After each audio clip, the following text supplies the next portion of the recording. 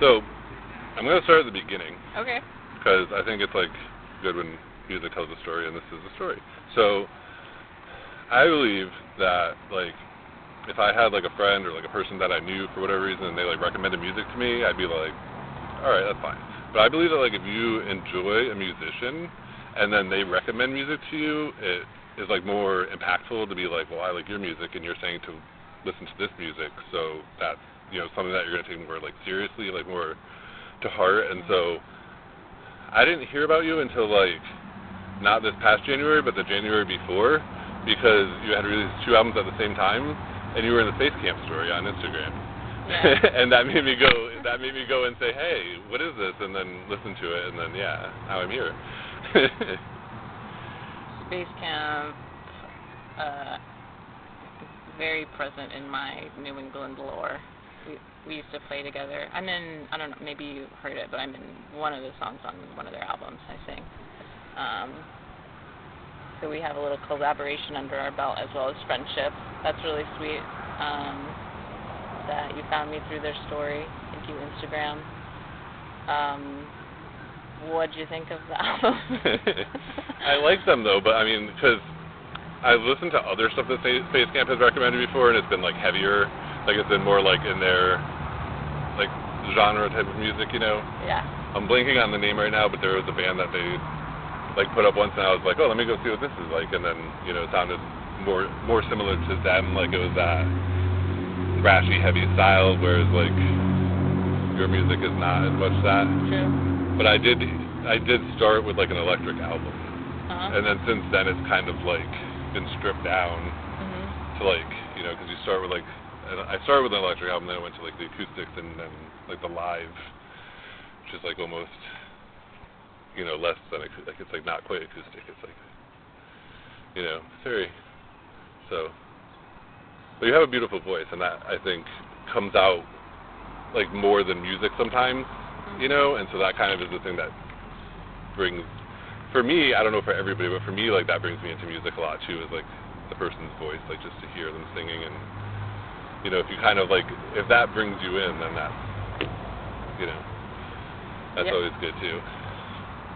Yeah, I did a little bit of vocal studying in college. A little bit is an underestimation. I didn't technically major in it, but it was my main focus when I was studying music in school. And it's been really exciting to have sort of like formal training, and then going pretty far into like singing in a very deliberated, intentional, almost like calculated mathematical way, and then having my own non-academic, non-operatic musical style where my like body is reiterating the thematic process of singing intentionally, but I'm not mentally calculating. I'm just like expressing myself intuitively with the vocal style that I've learned and is now ingrained into my muscles. And that's been, I feel like that's a strong suit of mine as a singer-songwriter. And why I love singing in stripped down rooms and with less amplification and without microphones, because that's the way that I learned how to sing. So singing on a stage without mics. And when you're singing on a stage, you have to really like breathe in a way where your sound is traveling to the very back of the auditorium, and so the people at the back of the theater can hear you. And I love singing with that amount of fullness. It's more of a struggle for me to learn how to like receive a microphone and sing in a way that complements having something amplify the details of my voice. And so I think my voice memo albums, like the acoustic album that I released in January alongside that more rock album, is one of the ways that I'm trying to explore, like, just what is it like to be quiet and sing to myself, and what does that sound like, versus I'm in the studio and I have an electric guitar and there's a little bit of reverb on the mic, and yeah, I don't know, they're just very different experiences for me in terms of the intimacy I'm feeling with my own voice and like how the sound is traveling around me. Yeah. It's cool. It feels like I'm lucky enough to have a very dynamic experience with myself.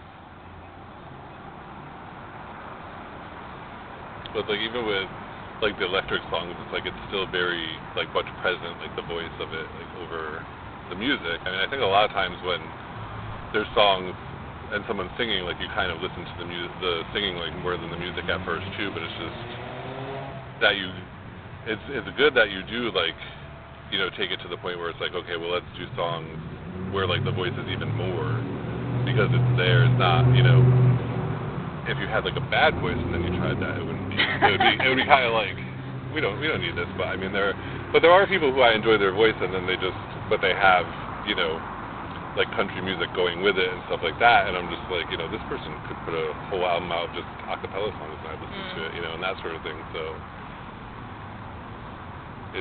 it's weird how we listen to music, though.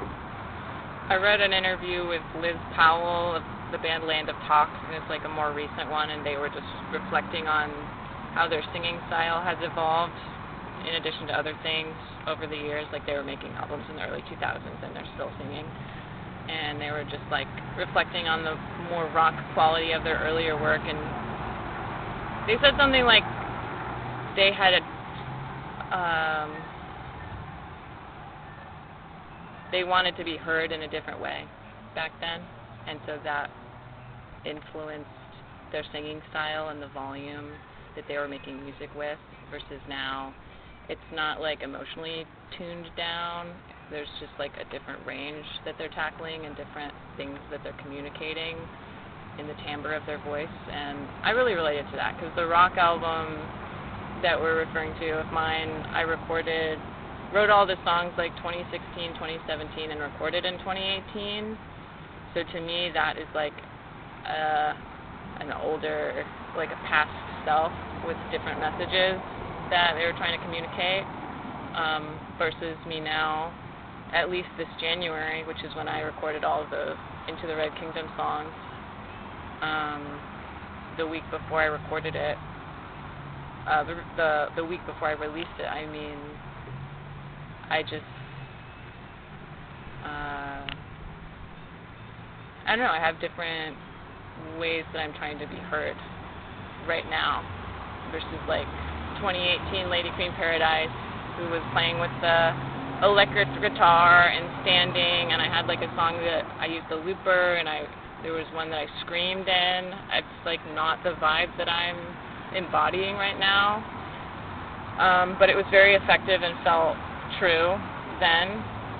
So it's interesting to have released both of those records on the same day and have them still feel they both sound true for me too. And like there are things that the You Are Everything record captures that are still true for me today, but it's not the way that I make music anymore, and my voice sits a little lower now, so like physiologically the way I sing is different because that was years ago, and I'm just older now, and the voice changes. I sing in a lower register now, and just use a different kind of vibrato, and like at least in the era that I'm in right now, I'm primarily doing acoustic guitar and sitting, and have found like a different way to create force that isn't always about volume, or I'm just like more selective about how I use dynamics and volume in my songwriting, and I feel really proud of that. That I feel proud of both of those records in the same way, even though some people might be embarrassed about albums that they made when they were like 21, or songs that they wrote when they were 21 and are like don't feel proud of. But I really like all those songs, and it felt I at least like them enough to put them out in equal measure with equal amount of attention, and like invite the same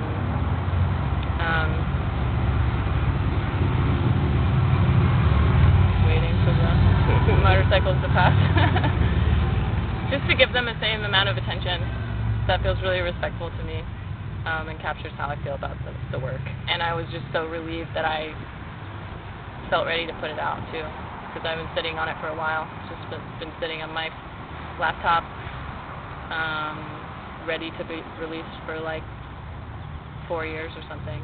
But it didn't really feel right. I was waiting till it felt right, and then it did. And that turned out to be a double album release. Yeah, which I didn't know until that week. I was just like, I think this week is the week. And that was cool. It's fun, though, to have that kind of, like, control over it, like, creatively and stuff, too, where it's just like, I want to do this, and, you know, I'm going to do it on this day, and so, you know, you just go and do it. It's not like, you know, you're with a label, and they're like, okay, this is when we're going to do this, so then, like, this week we're going to do this to prep it, and this, you know, it's not... I'm grateful for that. I emailed quite a few labels in, like, 2019, trying to, I don't know, not sell the album, but just like pitch it and see if anyone wanted to put it out. A couple albums responded, but that didn't pan out, and then I was just like, it got put on the back burner because I just started writing other music and felt like I would know when the right time was. And I feel good about that because I don't think at that time I was emotionally ready to have something so important be released by another entity. And I can imagine all the ways that might have affected my psyche and shaped my music path if the hand of the industry had just slightly more influence on me at that time. And I'm really glad that I can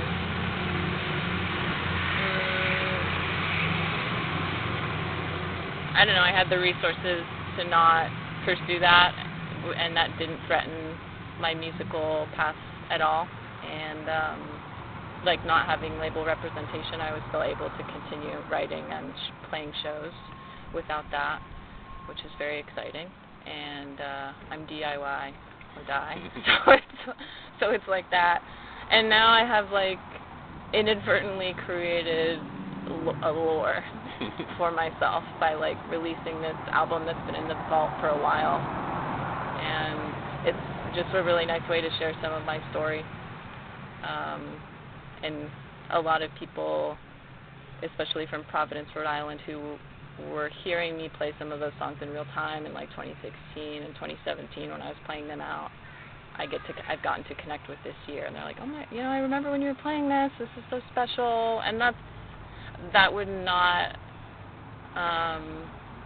if I had released it earlier, that would have eliminated that kind of spiritual quality or memory path that created for me.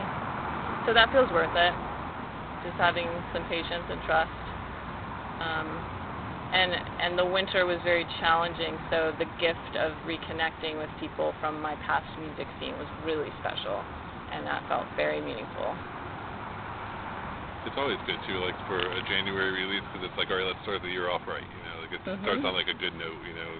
Absolutely. You find that January release that you're liking, you're just like, all right, this is going to be a good year.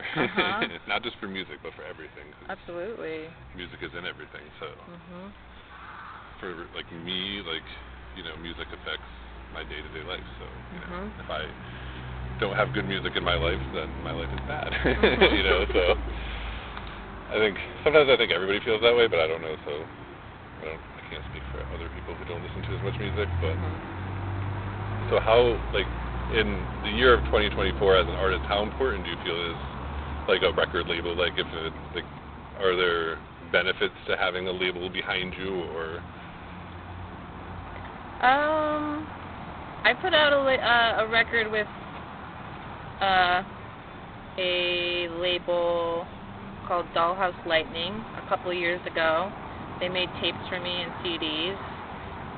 That was, at the time, invaluable because I had no interest or ability to make those things for myself.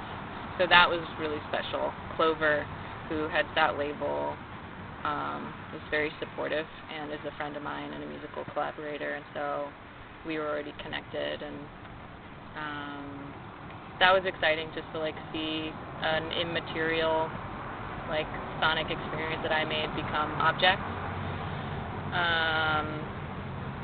Aside from that, I don't have a lot of experience being on labels. I have a lot of friends who do and have had pretty mixed experiences in terms of like being treated like a product or just having to like view everything you're making through the lens of commodity or money or like units, and that putting like a lot of pressure on everything.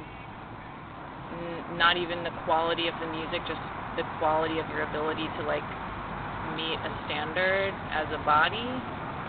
That is very, particularly after the pandemic began, that's just become, I have a lot of boundaries around things that leave room for unexpected events like sickness or disability or grief,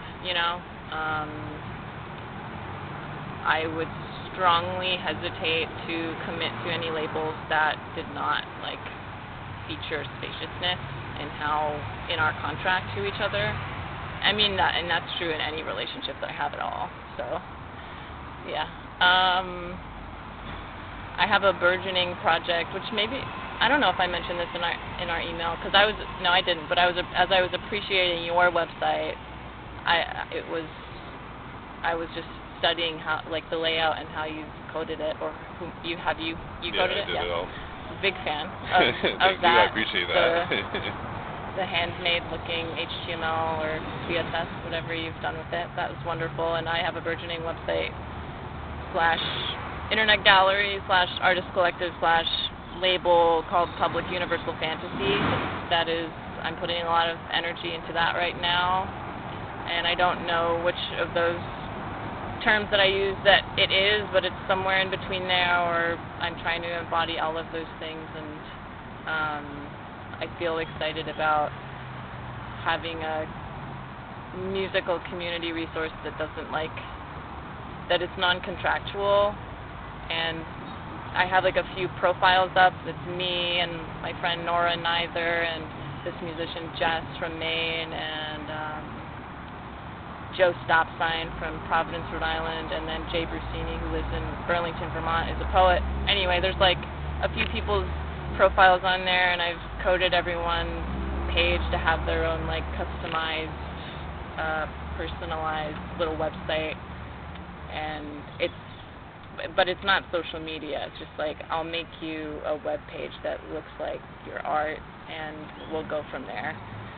Ideally, it'd be cool to put out tapes. I'm sort of in the field for a duplicator, because I really like the idea of having a lab where I can create things.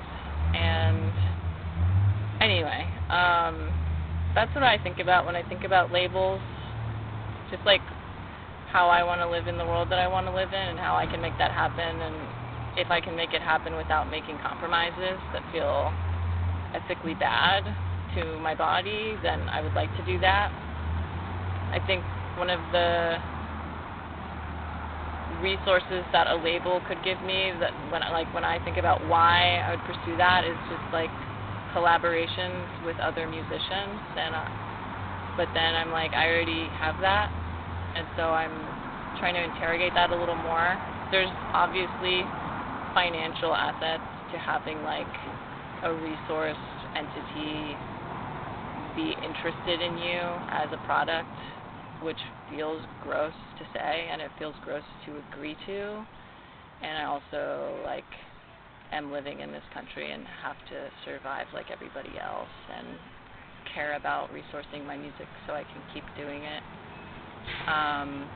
That being said, I don't think being on a label is the only way to be a successful musician, successful being. I'm fulfilled and I can keep up with it, and it like makes me stronger as a person, and I'm connecting to the people that I want to be around. Yeah. Work in progress. Does that answer your question? Yeah. Or something? Yeah. Uh-huh. It's the same idea though, as like, why do I have like my own website, as opposed to like, why, like, for me to say like, why does a musician have a label? It's like, well, why don't I just go write for, like somebody else and stuff? And it's just like, because I don't want to, like, I don't want to go by like their deadlines and stuff like that. Like, if I get a cassette in the mail tomorrow and I review it the day after that, then it's good. And if I review it 6 months later, then that's good. You know, like that's fine by me. Like that's what I want to do. Like so. Yeah, I think rejecting the idea that a label is the only way to be legitimized is really important to me. Like, I have a desire to do interviews. I have a desire to, like, see cool photos of myself and, like, have my music online. Well, I know people who interview. I can interview myself and put it on my website. I know photographers who take amazing photos, and I can pay them. And then, I don't know, there's just, like, what can I make happen right now that doesn't mean I'm waiting to, like, enjoy my musical path. I think that's, like, that feels a little bit like a trap that I've been in, and I see other people wandering through, just like, I can't do what I want to do unless I have label support. Sometimes that's really real. Like, financially, yeah, you can't go on tour, or if you need to be at your job and you have a family and, you know, XYZ, you don't have health care, like, that's a huge risk, and I'm not DIY or die, as in, like, go on tour and break your body and, like, leave your family. Like, obviously, that's not DIY, that's just, like, really risky. But I think there is a way to be creative and expand, like, our idea of what is legitimate, and like, work a little harder about connecting to the people that we do have around us, and just, like, cold pitching your friends with some ideas so you can have the cool interview that you want, like, tomorrow on Google Doc, you know? Yeah.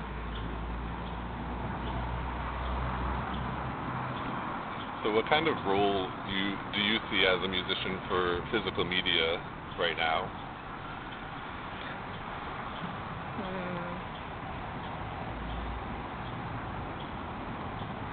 Because I feel like one thing is, like, cassettes or CDs you could kind of dub yourself or do fairly inexpensively, but, like, if you're going to do, like, 500 records or something like that, it's like you kind of need, like, some kind of financial backer to do that too, but I don't know. I own records, but I'm not the largest fan of them, just because they are expensive and they do a lot of, like, wasteful things, I think. Like, they do a lot of, like, represses where it's like, here's this album for, like, the 6th time, but it's, like, twice as much as you paid for it before and stuff like that. And it's like, I mean, people do that, that's fine, they can do that, but... Yeah. Well, it's a hard question, and I try not to talk about things I don't know about, and I don't collect records, and I've scarcely had records to listen to, so I can't really speak to that. I can speak to, like, how everything has an environmental impact, and it'd be cool if we limited our carbon footprint and yada yada. But, like, I played in Salt Lake City a few months ago, and I had the privilege of running into this guy Chaz, who plays in the band Fubutsushi, as well as has his own project called Lake Mary, and I gave him a poster that I had made, and he gave me one of his CDs. I swear, I listened to the CD like 100 times, you know, and I have that item, and I want to always keep it, and it just feels so sentimentally meaningful to me to, like, have been able to have, like, an energetic exchange with someone whose music I admire. And I mean, in that case, that was, like, there was no money involved in that exchange, but that's a huge motivator for me when I'm thinking about making merchandise. I made a run of 10 posters for that tour just because I didn't have any more money. Like, I couldn't make any more than that, and that was enough. I mean, they all were purchased, and I didn't spend any more money. I didn't spend money I couldn't afford to spend, and I made sure that I made something that I would want to have in my own house. And so by the time that I had created those posters, I was already satisfied with the result and knew that if nobody bought them, I didn't buy that many. My thoughts on, like, CDs.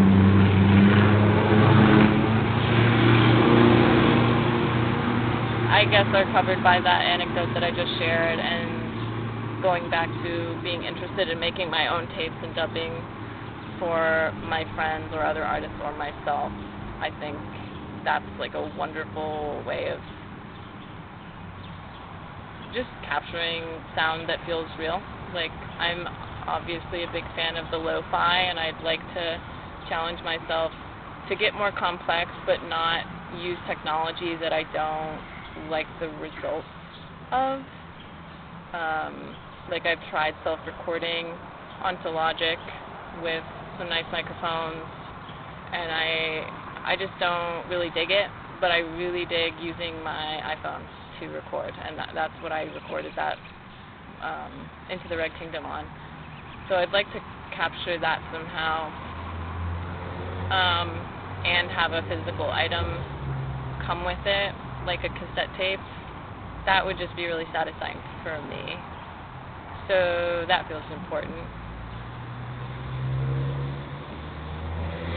I like cassettes because they're like less expensive than records, but also like with sustainability, it's like cassettes compared to CDs and records, like cassettes are the only thing that you can really record over.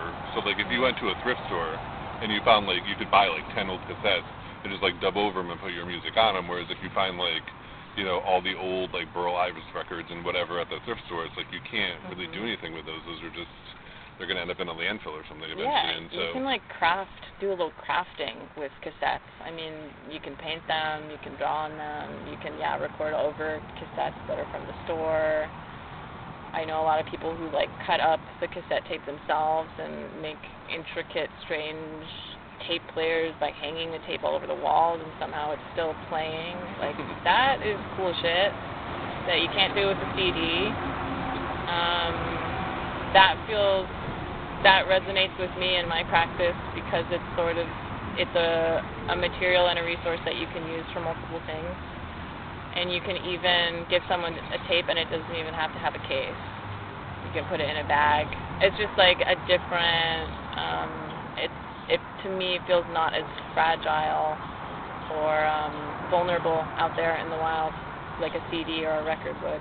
I'd prefer not to make merchandise that feels like precious physically, because it really is all just temporary items. And if it captures like the moment that it's in and someday it perishes or gets crushed, that's okay, you know. It just is what it is.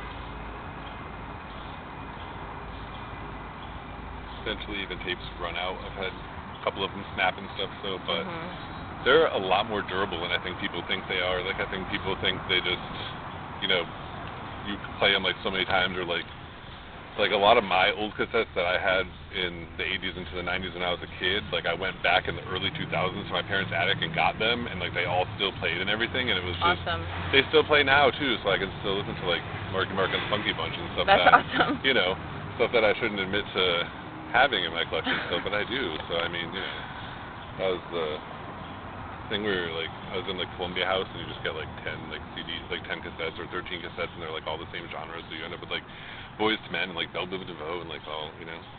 Yeah, those were the days. The kids today are never gonna know about Columbia House, and it's sad. They're never gonna try to do anything like that again because of digital, like with streaming and everything. No one's ever gonna try and do anything like that again. And that was one of the things where I think they made like so many CDs that was like really bad for the environment too, because it just felt like they were just trying to give them away at some point where they're just like, we have this like warehouses full of like Bon Jovi, we don't know what to do with it, like you know. Yeah, I prefer to not end up with an excess of items, which is like why I'm drawn to the smaller run, because I do know 10 people at any given time who would like to support me, either by receiving an item for free or purchasing it from me. I don't know 500 people at any given time that would make the amount of effort that it takes to purchase or buy or like create 500 items like feel worth it to me. That would not balance the energetic exchange. Yeah. Recently I got like an email from Spotify and they were like, we're taking your album off because we found that you've been put on like a playlist that has artificial streams, and so we're removing it. Obviously, I did not pay for or like install anything like that, but that's the thing. Like they took it off anyway, and I was just like, wow, I'm not making any meaningful money from this, but this was so out of my control, and you just deleted it, and that is literally somebody's livelihood, you know? Just speaking of streaming kind of having a dark shadow on things. And they're raising prices again, so. Yeah.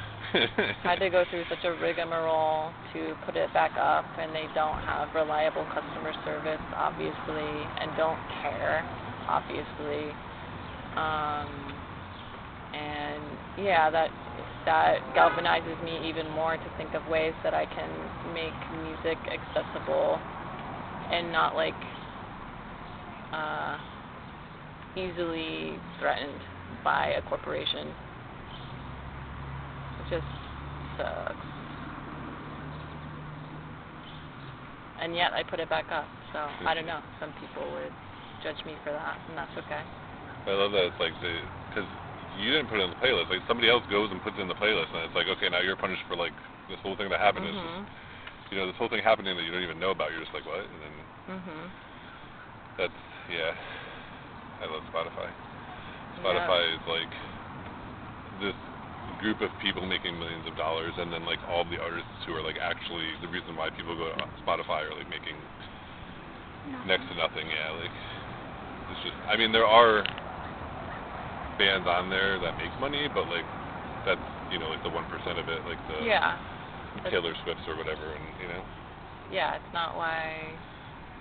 It's the access and the ease of access that for which I put my music on that specific streaming site, because I do know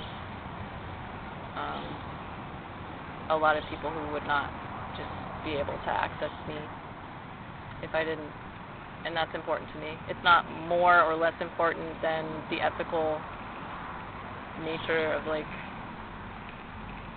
or the ethical problem of like commodifying myself and then getting punished for having one track that had like 8,000 random streams, but I don't know. I don't feel solid on my decision, but it's the decision that I'm making right now. And I usually immediately get like a green light from like friends and family for having my music be retrievable, and so that keeps me asking myself the question. Yes, I uploaded it onto streaming services. Yes, I'm getting like green light energy from people about it, but I'm still like chewing on like, how do I feel about this? Pretty much all the time I'm like, how do I feel about this? Or what does this mean to me? Yeah, not sure. If anything, I'm just staying in active connection with the question. It's tough because it's like I use Spotify. I mostly use Spotify in my car because I don't have anything, like I could go through Bandcamp, but it's not as easy in the car as it's like with Spotify, so I pay them like the $11 a month for it, and then my thought process is like, if I go on Spotify and I listen to an album like a certain number of times and it's out there and it's like a physical form or like a digital download or whatever, then I'll just go to like Bandcamp and buy it, or go to a show and find the person and buy it, so that way I don't feel so bad about hey, I know I streamed this and gave you like 1/5 of a penny, but Yeah, absolutely. And that, like, when I get Bandcamp purchases, that means so much to me. It means, like, someone went, presumably well out of their way to, like, send me a message or, deliver me the energy of their generosity, and that they wanted to just not repay me, but offer me something in return for the songs, and that's just real nice.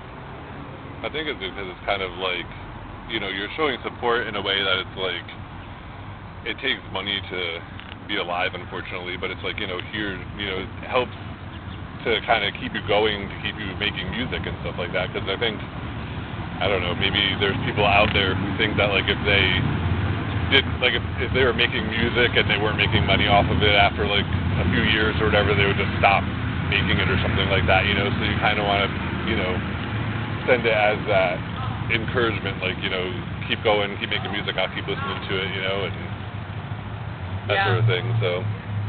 That reminds me of Damien Jurado made a post recently. He's a musician from Pacific Northwest, and he has his own record house, and I don't think his music is streaming anywhere online. He also has the demographic and audience, and is like, you know, a white male that has a particular structured audience. I don't know how else he supports himself, or, you know, whatever.